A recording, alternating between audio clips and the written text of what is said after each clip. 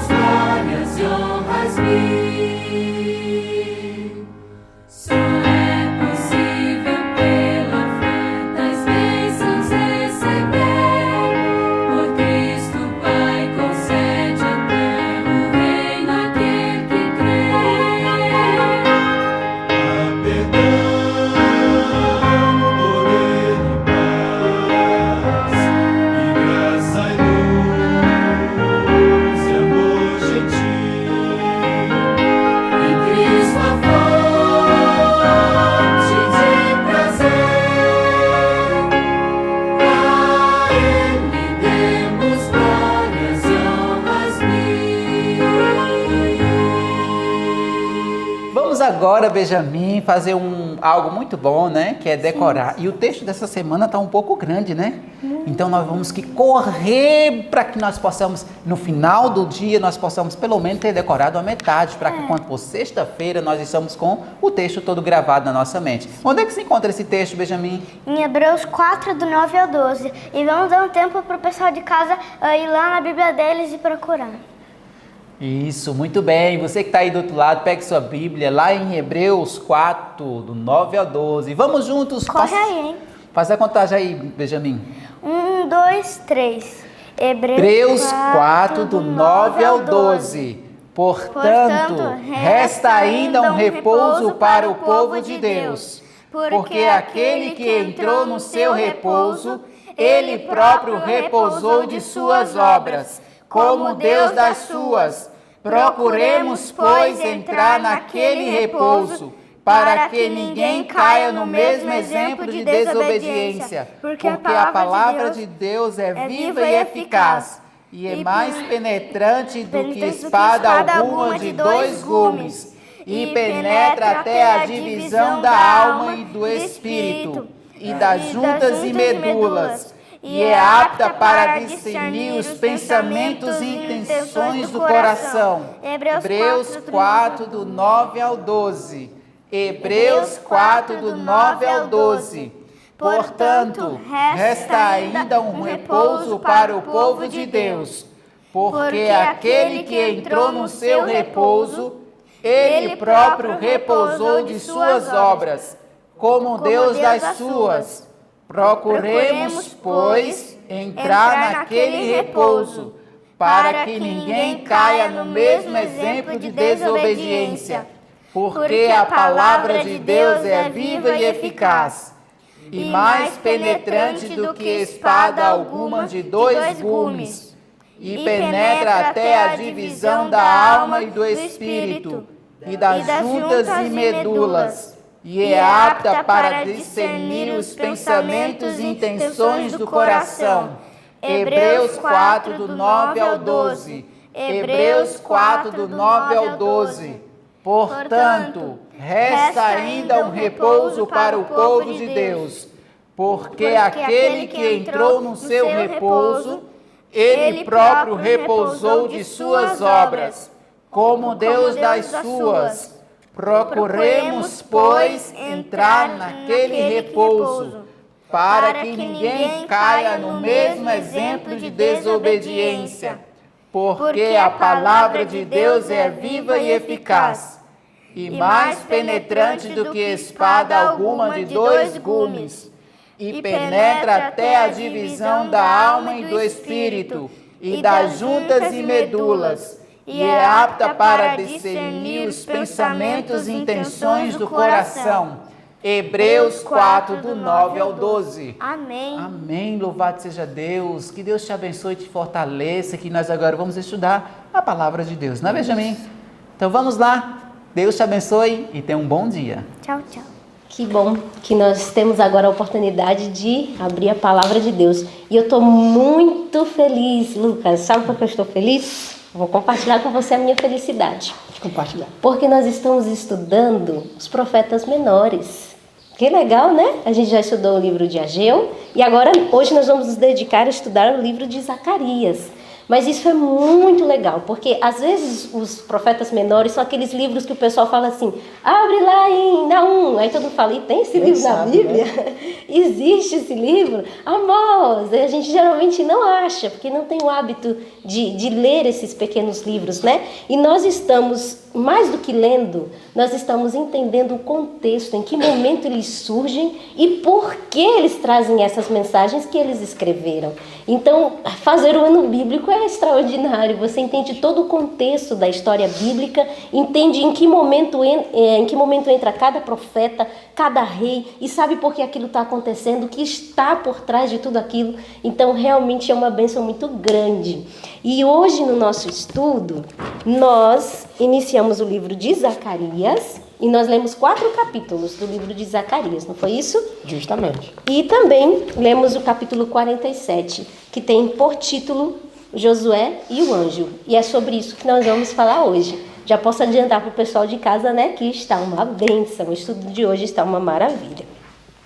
Mas para nós fazermos um contexto para a gente iniciar aqui a nossa reflexão sobre o que nós estudamos, né? É importante nós analisarmos que o povo de Israel tinha voltado, né, para reconstruir, tinha saído de Babilônia, voltado para reconstruir o templo, né, reconstruir Jerusalém. Agora imagina, né, uma bênção do céu, depois de 70 anos de cativeiro, eles agora estavam voltando para realizar a promessa de Deus, porque Deus disse que eles iriam voltar. Só que o caminho não era fácil. Não ia ser fácil reconstruir a cidade, reconstruir o Tudo templo. de novo, né? Tudo de novo. Embora que eles tivessem recebido dinheiro, apoio e tudo mais, mas veio desânimo, veio as dificuldades externas, a gente já estudou, né? os inimigos samaritanos que queriam atrapalhar e toda aquela coisa, o próprio povo que se desanimou e foi aquela coisa toda, e o povo foi deixando de lado e foi cuidando da sua vida. Então o contexto ali do momento era de total desânimo. Embora que Deus enviou Ageu, vai lá, repreende o povo, fala para o povo voltar a fazer a obra, e o povo volta mesmo a fazer, o povo recomeça novamente a reconstruir o templo. E o capítulo 47 até começa falando sobre isso, né? Que o firme progresso realizado por esses construtores provocou quem, Satanás? Aborreceu e alarmou grandemente as forças do mal. Imagina, você acha que o diabo fica feliz quando o reino de Deus está avançando? Fica não. Com não certeza. fica. Mas sabe o que me impressionou sobre as características que a senhora White traz sobre Satanás nesse capítulo? Que ela se refere a Satanás por 3 vezes como um ser muito determinado. Isso ele é muito. Imagina, se tem uma coisa que a gente precisa, né? Tem determinação Isso também. é determinação, e o diabo tem. Se a gente tivesse determinação de fazer o bem como o diabo tem para fazer o mal, nossa, a gente não sofreria tanto na vida, né? Porque ele tem muita determinação para fazer o mal. E aqui nesse capítulo fala 3 vezes em seguidas que ele estava determinado a acabar com o povo de Deus. Mas tinha uma observação. A única maneira de Satanás não ter poder sobre a vida do povo de Israel era se eles fossem obedientes. Se eles andassem em obediência, Satanás não tinha como tocar neles. Pensa nisso. Eu posso ler para o pessoal de casa esse parágrafo que inicia assim. No livro Profetas e Reis, capítulo 47, nessa edição condensada, se você tiver em casa, tá certo? Fica na página 967. Desculpa, 297. Diz assim: Satanás determinou dedicar maior esforço ainda para enfraquecer e desencorajar o povo de Deus. Ou seja, ele já estava dedicando esforços para desencorajar, mas agora ele dedicou maior esforço Redobrou. ainda, né, para desencorajar o povo de Deus, expondo diante dele suas imperfeições de caráter. Se os que tinham de longa data sofrido por causa da transgressão pudessem ser de novo induzidos a transgredir os mandamentos de Deus, seriam uma vez mais levados ao cativeiro do pecado. É aquilo que a senhora falou. Enquanto o povo andasse em obediência a Deus, Satanás não teria legalidade sobre eles. Mas a partir do momento que eles desobedecessem aos mandamentos de Deus, Satanás iria levá-los de novo para um exílio e para uma escravidão de uma outra nação pagã. Agora imagina, o final do parágrafo diz que levariam eles ao cativeiro do pecado. Isso é pior do que qualquer cativeiro. É o pior cativeiro que existe, é o cativeiro do pecado. E a gente sempre se ilude de achando que é pequena, isso aqui é pequeno, eu posso fazer, não tem problema. Mas na realidade é justamente por esse caminho que Satanás quer nos levar. É justamente esse caminho, o caminho da transgressão. E é nesse contexto de luta que surge Zacarias. Se levanta no meio do povo de Deus, Levanta Zacarias. E no capítulo 1 do livro de Zacarias, Zacarias já começa fazendo um apelo para o povo. Antes de ele relatar as visões, porque nós vamos ver uma série de 8 visões que Zacarias teve em relação ao povo de Deus após o cativeiro. E que a propósito são visões muito interessantes, pois tem alguns símbolos ali. Sim. Que parece assim que a gente está dentro de um livro do Antigo Testamento, mas parece que a gente também está no livro do Novo Testamento, que é Apocalipse, que tem muitos símbolos também proféticos. Mas Exato. Os símbolos aqui das profecias são bem fáceis de ser compreendidos, até porque o anjo dá todas as explicações e todos os detalhes.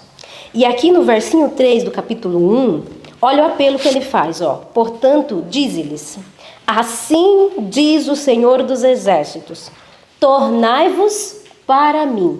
O que é se tornar para Deus? Eu fiquei pensando nisso, porque nós precisamos pensar e, opa, isso é para mim. Não é só para o povo judeu lá daquela época que precisava ouvir essa mensagem. Se Deus me pôs em contato com essa palavra hoje, é porque eu preciso, de alguma maneira, de alguma forma, tornar também para Deus. Como é que eu torno para Deus? Às vezes nós somos tão independentes. Pensa só, na vida que nós temos tão corridas, às vezes a gente acorda e pensa que não precisa fazer o culto. com a família. Ai, não dá tempo. Ai, vou orar aqui bem rapidinho, vou comer alguma coisa, vou embora. E às vezes a gente vai negligenciando coisas que a gente pensa que não tem problema negligenciar o culto familiar, a oração, o estudo da palavra. Ah, eu li um versinho hoje.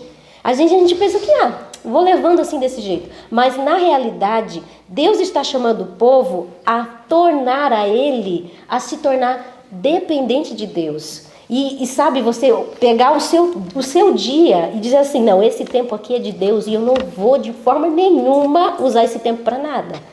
Esse tempo aqui é para mim passar em culto familiar com a minha família, então eu não vou usar esse tempo para nada, eu vou fazer isso. Você está tornando-se, você está voltando para Deus. E o apelo continua dizendo assim, tornem-se para mim, diz o Senhor dos Exércitos, e eu me tornarei para vós outros. No verso 4, ele diz assim, não sejais como vossos pais, a quem clamavam os primeiros profetas, dizendo, assim diz o Senhor dos Exércitos, convertei-vos Agora. Eu posso deixar para amanhã? Não, é agora. É agora, bem clara a palavra de Deus, não é isso? Convertei-vos agora dos vossos maus caminhos, dos vossos maus pensamentos, das suas ideias erradas e das vossas más obras. Nós temos que parar de praticar o mal. Veja só que apelo, isso aqui já é o suficiente, né? Verdade. Mas aí Zacarias começa a receber do Senhor algumas visões. Nós vamos falar de forma bem rápida dessas visões. Qual foi a primeira visão?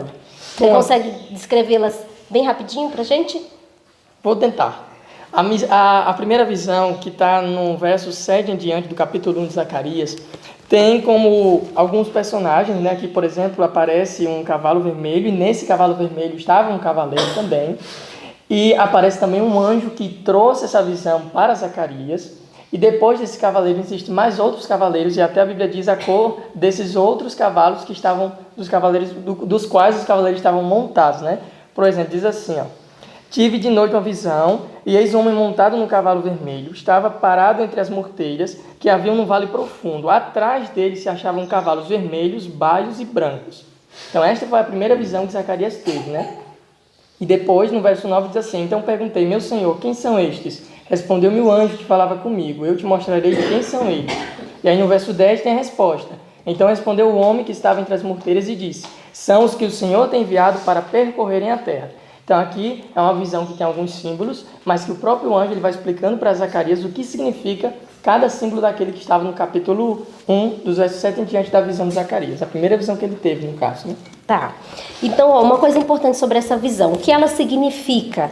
Aqui no versinho 11, quando esses homens aparecem, e Zacarias pergunta, o que eles estão fazendo? Eles mesmos respondem, nós estamos rodeando a terra. Isso. E a terra está tranquila, está tudo numa boa, né?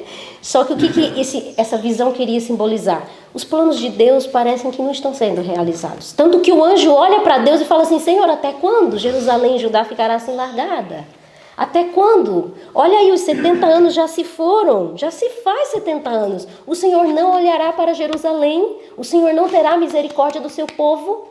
E aí Deus responde o questionamento desse anjo. E diz assim, no verso 17, assim diz o Senhor dos Exércitos, as minhas cidades ainda transbordarão de bens. O Senhor ainda consolará Sião e ainda escolherá Jerusalém. O que Deus estava querendo dizer para o povo judeu? Ei, não perde a esperança não. Não desanima não. Porque eu estou lutando por vocês. Os meus planos se cumprirão sim. Ainda que se aparente tudo está tranquilo, nada está acontecendo, mas eu estou no controle. E as visões que Zacarias foi recebendo foi justamente para isso, para dar ânimo para o povo, porque o povo estava desanimado demais. E na visão seguinte, nós temos a visão do povo sendo espalhado, porque são 4 chifres, não é isso? Isso. E ele também vê 4 ferreiros, isso. Não é isso? E esses 4 ferreiros iriam vir para combater os 4 chifres que dispersaram o povo de Deus. Que dispersaram o povo de Deus. Exatamente isso, Lucas. Você consegue perceber esperança? Novamente, uma visão sendo dada como forma de esperança para que eles crescem, que eles fossem restaurados. E também um sinal de que Deus estava mostrando que estava com o povo, apesar de todas as circunstâncias dos inimigos se levantarem contra o povo de Deus, né? Exato. Então Deus queria dizer, olha, tem inimigos se levantando contra vocês, mas não se preocupe, a promessa que eu tenho acerca de vocês vai se cumprir, vocês vão reedificar a cidade, eu estou com vocês e eu habitarei no meio de vocês. Então ele queria que o povo frisasse unicamente nessa promessa. Eu estou com vocês e não há ninguém que vai derrotar vocês. Exato. E no capítulo 2, que continua, vem a terceira visão, é quando ele vê Jerusalém sendo medida. E eu achei essa visão espetacular. Porque quando ele pergunta para onde, ele vê um homem, né? Um homem que tinha na mão dele um cordel. E aí ele pergunta, para onde tu vais? Aí o homem responde o que para ele? Ele disse, eu vou medir Jerusalém para ver qual é a largura e o comprimento dela. Aí o anjo sai e fala com outro anjo, e aí eles se conversam e dizem assim, ó, fala este jovem, verso 4 eu tô lendo, verso 3 na realidade. Não, verso 4 mesmo. E ele lhe disse, corre e fala a este jovem, Jerusalém será habitada como aldeia sem muros. Sem muros? Como assim uma cidade sem muros? Qual é a proteção que ela tem? Por causa da multidão de homens e animais que haverá nela. Aí o verso 5 é espetacular.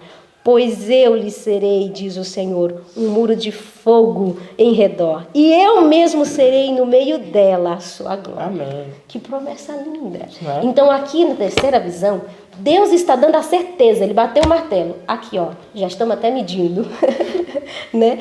Vai acontecer sim. Jerusalém será restaurada sim. Isso é certo. E a palavra de Deus tinha sido empenhada. E quando Deus empenha a sua palavra, ela não cai por terra. Pode-se acreditar nisso. E na visão do capítulo 3, que é o centro do nosso estudo, vem a visão do sumo sacerdote. Eu quero pedir permissão para a gente dar uma puladinha nela, porque é o centro do nosso estudo, para a gente falar da última visão daqui que a gente viu do capítulo 4, que foi até onde a gente estudou, né? Que é a quinta visão, que é quando ele vê ali um candelabro, não é isso? Você poderia falar dessa visão para a gente? A visão do candelabro, né? Isso. Nessa visão aqui do candelabro é muito interessante a gente avaliar todos os detalhes que tem nela, porque são muito importantes. No verso 2, se você fizer uma leitura que está em casa, do capítulo 4 de Zacarias, você vai perceber que tem alguns símbolos. Ó. No verso 2 diz assim, e me perguntou, o que vês? Respondi, olho, e eis que um candelabro todo de ouro e um vaso de azeite em cima com as suas 7 lâmpadas e 7 tubos, uma para cada uma das lâmpadas que estão em cima do candelabro.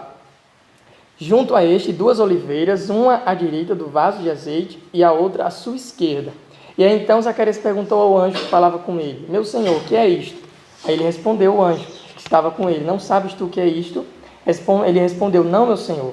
E ele prosseguiu, explicando para Zacarias que aquele símbolo ali daquela visão representava os 2 ungidos que assistem junto ao Senhor de toda a terra. As 2 oliveiras representavam os 2 ungidos. Os 2 né? ungidos.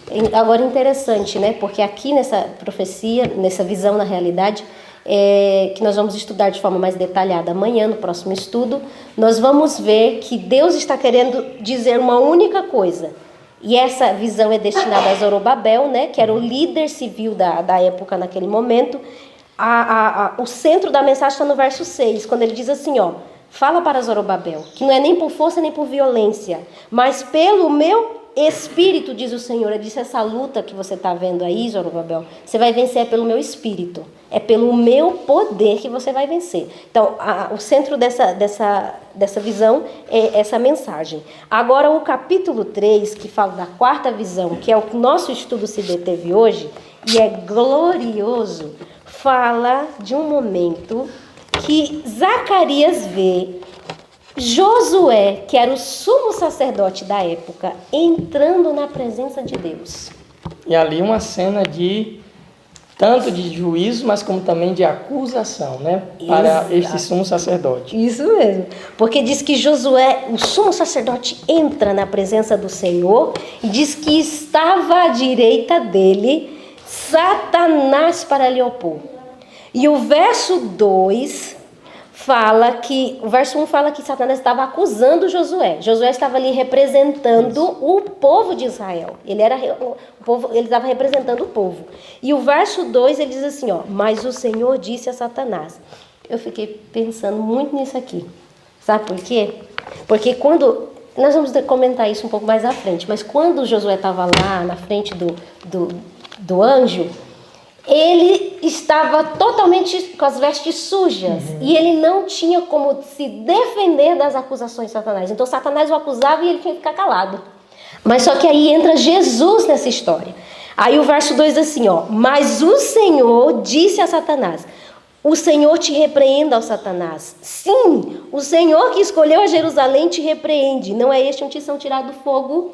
E aí Jesus troca as vestes, dá a ordem para que se troque as vestes do sumo sacerdote que estavam sujas e colocam vestes limpas. E ainda coloca uma mitra sobre a sua cabeça escrita santidade ao Senhor.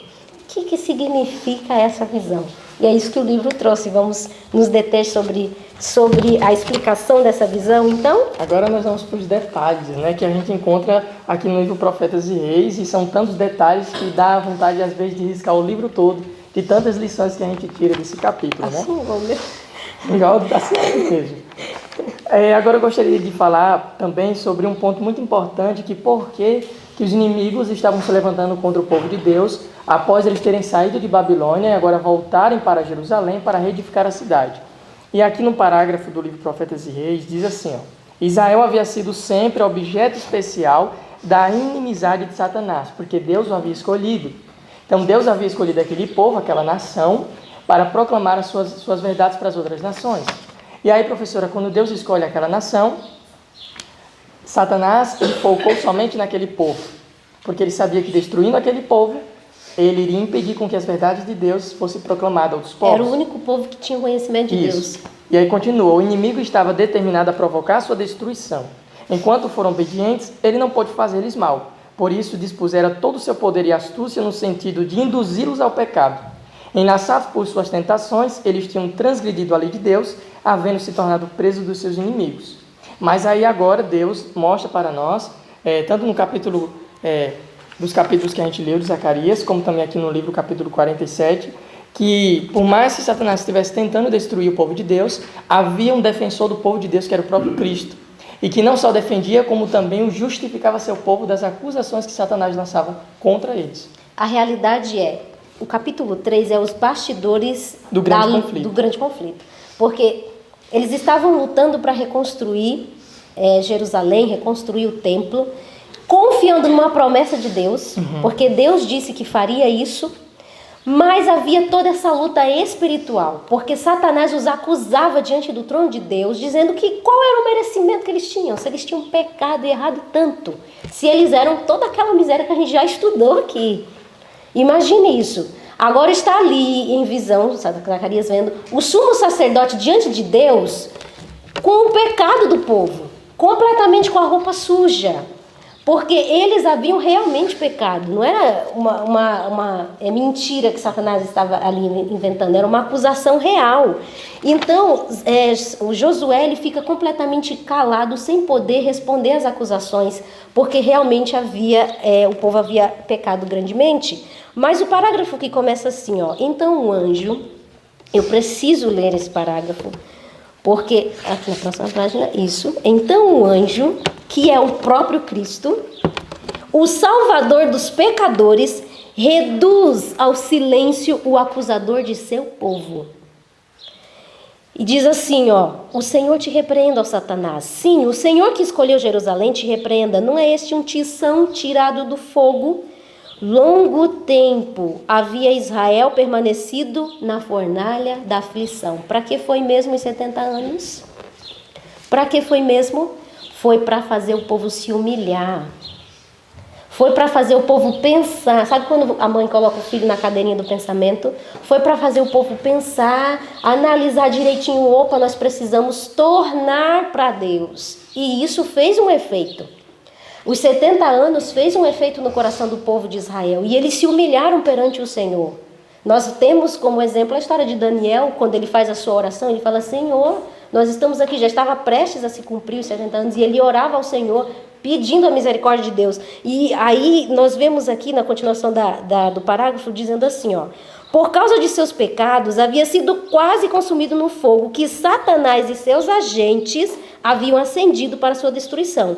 Mas Deus tinha agora estendido a sua mão para tirá-los. Amém. Que lindo, né? Que bom é sermos reprovados por Deus. É verdade. Muito Dói. Dói, a gente sofre um pouquinho, né? Mas o resultado é glorioso. Estão vendo alguém ali com o dedinho? Então, de maneira resumida e simplificada, nós podemos ver a misericórdia e a graça de Deus atuando em todos os setores abordado nos assuntos de hoje, né? Até porque, por meio do chamado de Zacarias e por meio das visões, nós podemos ver o amor de Deus pelo povo. Como vocês mesmos falaram, o povo estava passando por tristezas, por angústias, por oposições. E eles poderiam serem tentados. Deus esqueceu de cada um de nós. Então ele levanta o profeta Zacarias, que tem como título, como significado do nome, Deus lembra.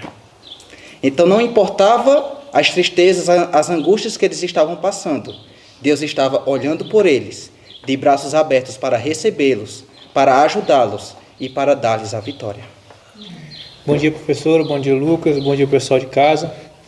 O interessante aqui que a gente vê, né, Satanás acusando o povo de Deus, né? Mas quando Deus escolhe alguém, não adianta ele acusar, outras pessoas também acusar, porque Deus já escolheu, né? E o que ele fala não muda. E aqui no versinho 3 do capítulo 2, aliás, no verso 8, fala assim: porque aquele que tocar em vós, tocará na menina dos seus olhos. Então aqui a gente percebe o quão importante nós somos para Deus, né? E quando ele escolhe alguém, está decretado, aquele ali é dele, não importa se Satanás pode tentar de todas as formas, mas não consegue tirar, né? Como vimos aqui com Josué. Josué estava diante de Deus ali com as roupas todas sujas, né? Representando o pecado, Satanás acusando ele, só que o Senhor veio e representou, sim, ele pecou, só que por ele, Jesus já tinha, antes mesmo dele pecar, Jesus já tinha derramado o sangue dele na cruz por ele, né? Ele estava representando a nação de Deus que Deus tinha escolhido. Também é interessante ver como Satanás agiu e como ele age ainda nos dias de hoje. Na leitura que nós pudemos fazer, nós vimos que ele atacou diretamente no caráter de cada pessoa, e levando-os diretamente à transgressão de sua lei. E também foi muito bom ver aqui a fazer uma associação dos tempos antigos para os tempos de hoje, da ira que Satanás tinha com o povo de Deus naquela época, e da ira que ele está sentindo agora também pelo povo de Deus hoje, que nos leva lá para Apocalipse capítulo 12, o verso 17, onde diz que ele se irou com o restante, né, com a semente ainda que guarda os mandamentos de Deus. Então ele está novamente atacando diretamente na lei de Deus, onde mais há queda realmente, mas também na leitura que tivemos hoje, podemos ver que o mesmo refúgio de Israel naquela época é o nosso hoje, que é Jesus Cristo, que com a sua justiça, com o seu poder, ele nos liberta e nos traz a salvação.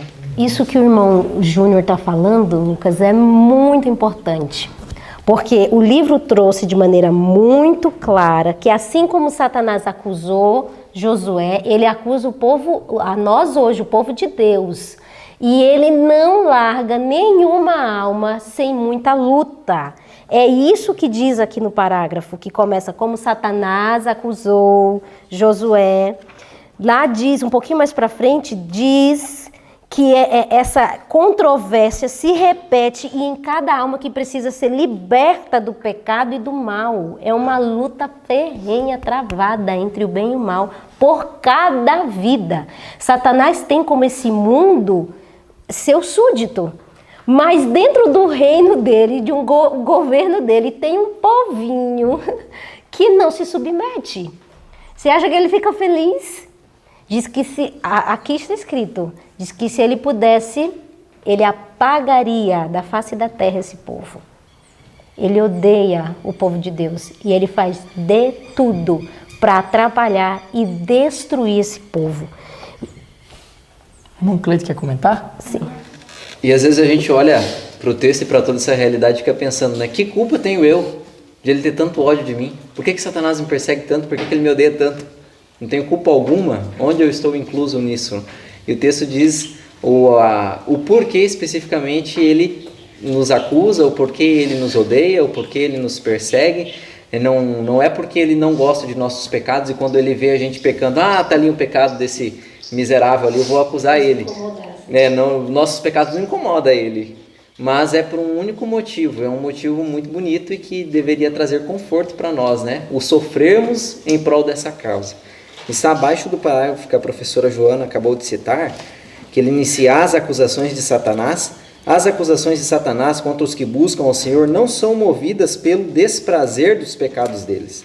Ele exulta nos defeitos do seu caráter, pois sabe que é unicamente por suas transgressões da lei de Deus que ele obtém poder sobre eles. Suas acusações nascem unicamente de sua inimizade por Cristo. Através do plano da salvação, Jesus está quebrando o poder de Satanás sobre a família humana e libertando as almas de seu poder.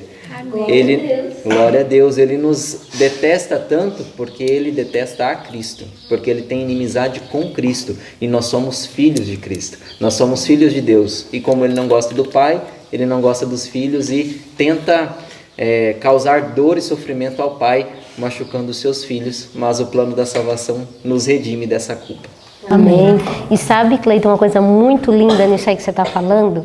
É o contraste que o livro traz sobre essa situação. Satanás, ele não se incomoda com o nosso pecado. Pelo contrário, né? Mas interessante é que Deus é o maior ofendido, mas é o que traz o perdão, que traz a graça, que traz a solução. Que diferença de caráter, né? Que diferença de pessoa. Louvado seja Deus, porque nós temos essa oportunidade. Irmã Sara? Quando o ser humano, ele decide buscar a Deus, ele decide buscar o perdão, Satanás, ele sabe que o ser humano irá encontrar a esperança do perdão na sua vida. Então, ele começa a nos acusar dos nossos pecados para que nós possamos nos desencorajar. Mas a nossa força, que nós não temos nenhuma, está somente em Cristo, que já venceu esses pecados por nós.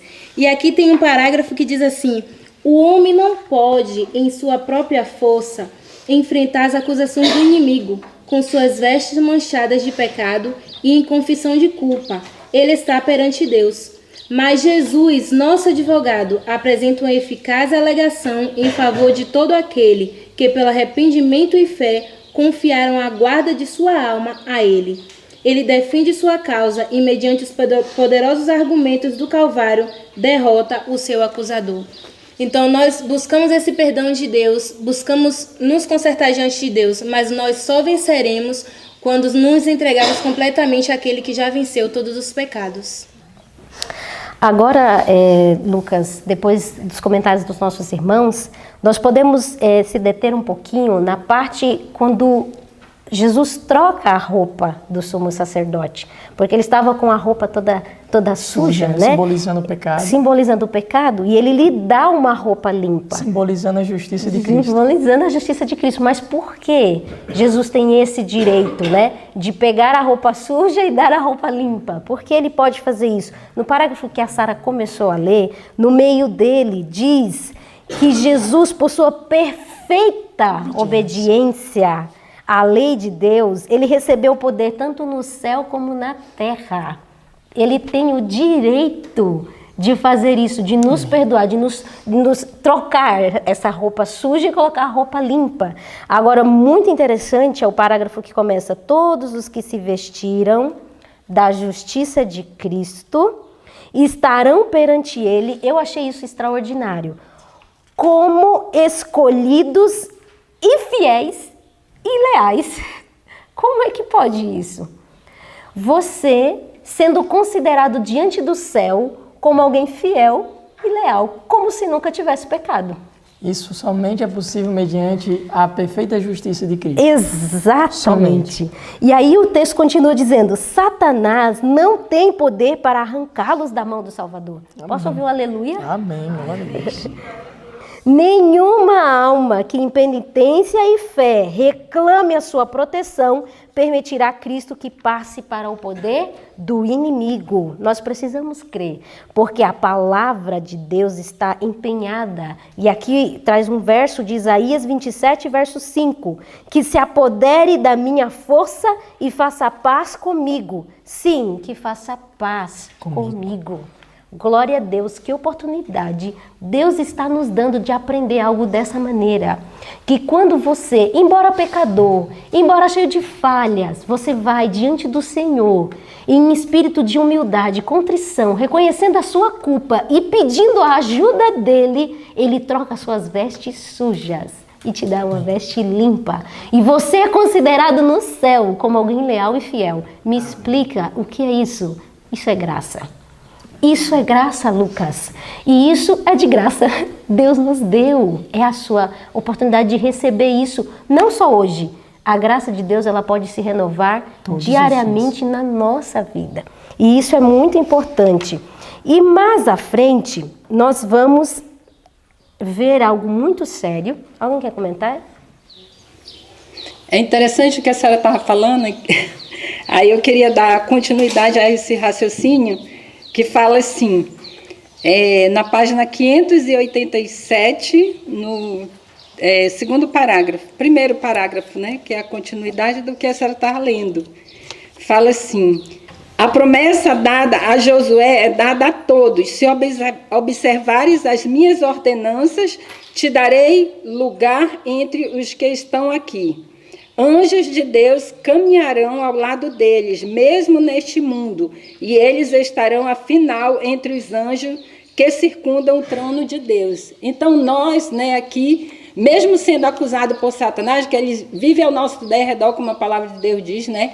Ele vive ao nosso derredor como um leão, querendo nos tragar, querendo nos devorar, vendo o que a gente faz de errado para nos acusar diante de Deus. Mas quando nós somos obedientes a Deus, quando nós se voltamos para Deus, Deus ele envia os anjos dele, né?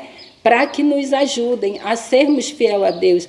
Quando nós se voltamos para Deus, todo o céu se volta para nos ajudar a fazer aquilo que é a vontade de Deus. Amém por isso, irmã Maria. Mas então, para nós irmos finalizando o nosso estudo, irmão Lucas, tem um parágrafo aqui que eu gostaria realmente de ler ele de maneira bem detalhada, para que nós pensássemos de forma bem profunda nisso que o Senhor Deus quis trazer para nós. E é no parágrafo que começa: Satanás tem um acurado. É por aqui na página 300. Isso. Olha aqui. Satanás tem um acurado conhecimento dos pecados que tem levado... Quem é o causador de tudo isso, então? Ele mesmo, Ele próprio. Que tem levado o povo de Deus a cometer. E lança contra ele suas acusações, declarando que por seus pecados perderam o direito à proteção divina, afirmando que tem o direito de destruí-los. Até aqui, muito verdadeiro, né? Não é isso? A gente fala, é verdade, isso é real. Ele faz a gente pecar. Quando nós pecamos, ele lança contra nós os pecados que ele mesmo nos fez cometer. E agora ele, de maneira justa, diz, eles são indignos, eles não podem. De maneira fria, né? Ele leva você a pecar, você cai naquela tentação dele e depois ele acusa e ele não está nem aí para você. Ó, você caiu, agora você se vire. Mas sendo que ele foi que criou a tentação para você. E olha só o que continua dizendo: pronuncia-os como tão indignos quanto ele mesmo de exclusão do favor de Deus. São estes, diz ele, o povo que deve tomar o meu lugar no céu e o lugar dos anjos que se uniram a mim. Olha as perguntas que ele direciona a Deus. São estes que vão herdar o meu lugar. O Senhor me excluiu do céu e vai colocar eles no meu lugar. Olha isso. Mexendo com a justiça divina. Eles professam obedecer à lei de Deus, mas têm guardado os seus preceitos? Não têm sido eles amantes do eu, mais do que amantes de Deus? Não têm colocado seus próprios interesses acima do seu serviço? Eu acho que você aí de casa deve estar pensando assim, mas é verdade, eu faço isso mesmo. É meu currículo. Exatamente isso. Não tem amado as coisas do mundo, Contemplai os pecados que ele tem marcados as suas vidas. Vede seu egoísmo, sua malícia, o ódio que eles têm um pelos outros. Olha isso. Banirá Deus a mim os meus anjos de sua presença, e, no entanto, recompensará os que têm sido culpados dos mesmos pecados? Olha as perguntas que ele está fazendo. Parece que ele colocou Deus assim, não tem saída, né? Aí ele continua dizendo, tu não podes, ó Senhor, com justiça fazer isso. A justiça reclama que a sentença seja pronunciada contra eles. E a sentença é a morte. Se eu parasse a leitura aqui, eu poderia me desesperar. Porque um caso como esse é sem esperança nenhuma. Mas louvado seja Deus que não para. Amém. Porque continua dizendo assim, ó. Mas enquanto os seguidores de Cristo tenham pecado, eles não se entregaram ao controle das forças satânicas. Arrependeram-se de seus pecados. Entende por que Deus apela tanto falando arrependam-se, convertam-se agora. Entende o apelo de Deus? Porque eles se arrependeram de seus pecados e procuraram o Senhor com humildade e contrição. E o advogado divino pleiteia por eles, aquele que tem sido abusado ao máximo pela ingratidão deles, aquele que conhece os seus pecados e também a sua penitência declara, o Senhor te repreenda, ó Satanás. Eu dei a minha vida por estas almas. Eu coloquei no lugar de almas, Lucas, enquanto eu estava lendo, eu coloquei o meu nome. Eu dei a minha vida por Joana, porque Josué era eu ali. Eu dei a minha vida por Lucas. Coloque o seu nome também aí em casa. Ele deu a vida por você. E você, apesar das suas imperfeições de caráter, que nós temos sim, isso é verdade, podem ter falhado em seus esforços, mas eles se arrependeram. E eu os perdoei e os aceitei. Amém. Olha, eu fiquei me perguntando, quem pode fazer isso? Só alguém que ama muito. Só alguém que ama muito é capaz de perdoar da maneira como Deus nos perdoa, nos aceitar, nos transformar e ainda o céu nos vê como leais e fiéis. Só quem ama muito pode fazer uma coisa dessa. E aqui, se a gente parar para ver, ele deu tanta certeza que nos perdoou e que nos aceita, que nós não venhamos duvidar dessa palavra tão maravilhosa que Deus diz para cada um de nós. Que apesar de nós sermos pecadores, temos muitas falhas, mas esse Deus que é perfeito, Ele nos aceita em nossa imperfeição para nos aperfeiçoar através de Cristo. Então isso é muito maravilhoso, muito lindo, e você tem essa certeza também. E sabe, para nós fecharmos então o nosso estudo, eu quero destacar duas coisas muito importantes, que está no final do parágrafo que começa no tempo do fim, porque essa cena que Zacarias viu se aplica a nós no dia final do juízo. Porque nós enfrentaremos esse juízo. E o parágrafo diz que no tempo do fim o povo de Deus irá suspirar e chorar por causa das abominações que se fazem na terra. E a angústia de Jacó, a luta vai ser essa: fomos aceitos ou não? Isso. Fomos perdoados ou não? Por isso que a palavra de Deus diz que o justo viverá pela fé, porque você terá que crer na promessa de Deus de que você foi aceito. Viver pelos princípios da palavra. Agora tem um detalhe: se você aprendeu na sua vida essas duas coisas, no final desse parágrafo diz assim, ó: mansidão e humildade são condições de sucesso e vitória. Mansidão e humildade são condições para a vitória. Uma coroa de glória espera os que se dobram ao pé da cruz. Amém. Se você, irmão aí de casa, se você, Lucas, eu também, se nós quisermos realmente vencer, nós precisaremos de muita mansidão, de muita humildade diante de Deus, reconhecer os nossos pecados e implorar arrependimento, porque isso só pode vir do céu. Isso não vem do nosso coração natural. Nós precisamos suplicar a Deus exatamente isso. Senhor, me ensina a me arrepender. Me ensina, Senhor Deus, a confessar os meus pecados, a andar em contrição diante de Ti, porque essa é a nossa única solução. É a nossa única esperança. E nós precisamos viver esse nível de entrega. E que Deus nos ajude, Lucas, a viver esse nível de entrega. Que Deus nos ajude. Senhor Deus, muito obrigado pelas palavras tão maravilhosas que o Senhor tem falado no nosso coração através desse estudo. Pela certeza de que o Senhor nos dá, de que nos perdoa, de que nos aceita e de que o Senhor nos justifica na pessoa de teu Filho amado Jesus. Pai querido, que esta pessoa também tenha certeza desta aceitação da parte do Senhor. Que ela também aceite o perdão que o Senhor oferece tão bondosamente, Senhor. Nós reconhecemos as nossas falhas e imperfeições diante de Ti, mas a gente se alegra ao saber que em Cristo nós somos perfeitos, Pai. E de que quando o Senhor olha para nós, o Senhor vê a pessoa de Cristo em nós, Senhor. E por isso nós somos aceitos diante da Tua santa presença. Pai, que todas as acusações que Satanás lança contra nós não tenham assim, efeito nenhum sobre as nossas vidas e também não tenha efeito sobre a vida desta pessoa que está nos assistindo neste momento. Que nós vamos ter a completa certeza, Senhor, de que entraremos no céu pela graça e os méritos de Cristo. Por favor, Senhor, fica conosco. Pedimos a Tua bênção sobre cada um de nós e sobre esta pessoa que está em casa e sobre o seu lar. E em nome de Jesus, nosso sumo sacerdote, aquele que está no santuário celestial, é no nome dele que nós te pedimos e te agradecemos. Amém, Senhor.